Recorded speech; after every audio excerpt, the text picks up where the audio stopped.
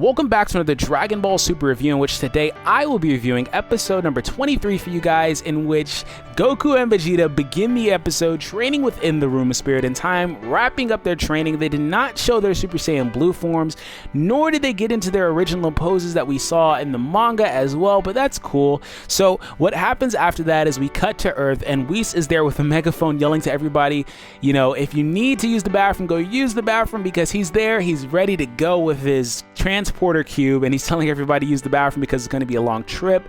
And afterwards he walks over to Bulma and asks her where Goku and Vegeta are, to which she states that she doesn't know, they're not here yet.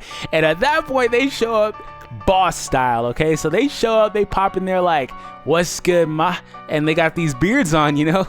And I'm like, you would never expect that from Goku, okay? I mean, Vegeta, sure. I mean, it fits him a little more, but Goku, the guy that we saw grow up as a kid, the guy that's still hella childish despite being in his 40s, you know, I thought that was awesome, seeing him with the beard. That's something I could check off my list. And so from there, you know, they essentially didn't pay any attention to their hygiene within the time chamber. So Bulma essentially tells them to go clean up themselves, okay? She tells them to go clean up themselves, and so what they do is they go back to the showers. They come out the showers at the same time, and you know, they're all fresh and so clean, and then at that point Goku puts on another outfit, and I'm not gonna nitpick. I don't know how he got the second outfit, because Whis originally created the first one from nothing, but anyways, afterwards, they're on the trip and they make their way to Beerus's planet, and they're waiting for them there is Beerus along with Monaka. And immediately upon arrival, Piccolo and Vegeta state that Monaka does not seem that imposing, he doesn't seem that strong, and Goku immediately shoots that down and says, you need to be weary of these guys that are small like that. And that's what I've been saying ever since Monaka's character design was introduced. The guy with the great nipples is gonna be fucking savage. Watch, I'm telling you.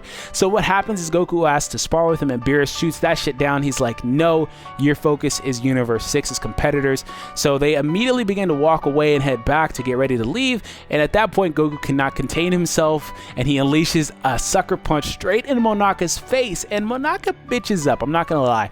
He starts crying a little bit, you know, he got a couple tears coming out, and at that point Goku's talking about wadi, you know, with his hands folded, crossing over, whatever. So he's just apologizing, and at that point Beerus is like, I told you, no, you never listen.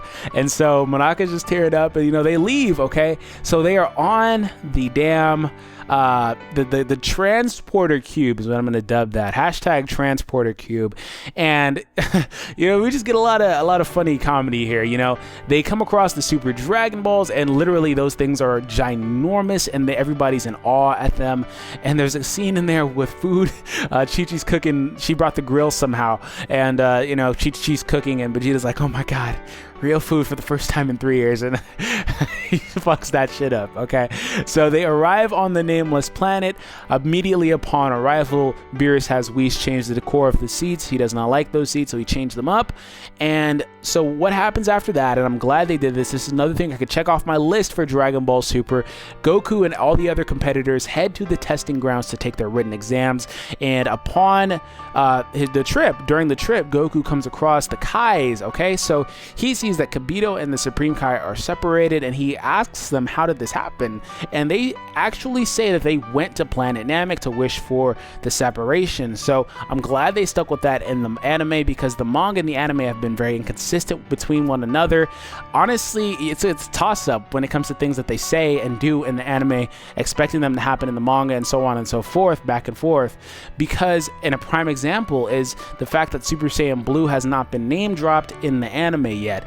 And the funny thing is that, you know, the time that it was actually name dropped in the manga has already come and passed in the anime, and Super Saiyan God Super Saiyan is still the official name because it's on all the merchandise. So it's almost like Super Saiyan Blue is manga exclusive and truly has no real merit on the actual name. So that's a funny thing to note, and I'm happy that they decided to do the wish thing, because if they left that out in the anime, it just would have been just so mind-boggling. But immediately upon arriving at the top of the testing exam, Goku's fanboying over all of the competitors there. He's like, that guy's a robot, that guy's a bear, that guy's Frieza, and he's just fanboying. And at that point, Kabe walks up and he's like, hey, you guys Saiyans?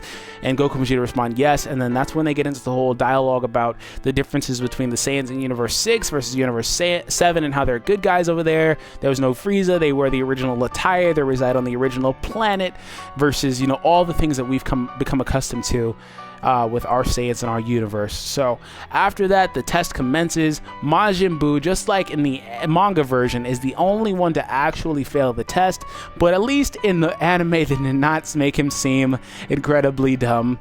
He's still, you know, I don't know, he's still not literate, but I'll never call Buu stupid because he's incredibly adaptable. But at the very least, they are still running with that whole theme that in Dragon Ball Super, if he falls asleep, he falls asleep forever. Apparently, you can't wake him up.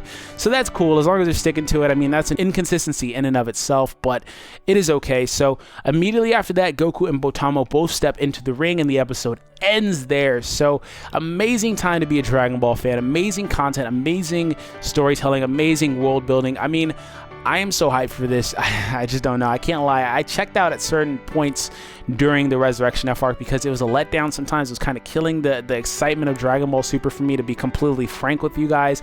But this is an amazing time to come back to the series if you decided not to be a part of the series for whatever reason. If you guys were experiencing similar things to me, it's just amazing. You know, I really enjoy the way that they're telling the story and the world building and everything that they're doing. It's getting really good. So please, I hope you guys enjoy the series. But that is it from me. Be sure to leave a like down below and leave a comment down below. The question of the video is how you guys felt about the episode, what your favorite part of the episode was. How did you feel about the interaction between Kabe and the other Saiyans that we were accustomed to, Goku and Vegeta? But that is it from me. I will see you guys next week in the next review. Peace out.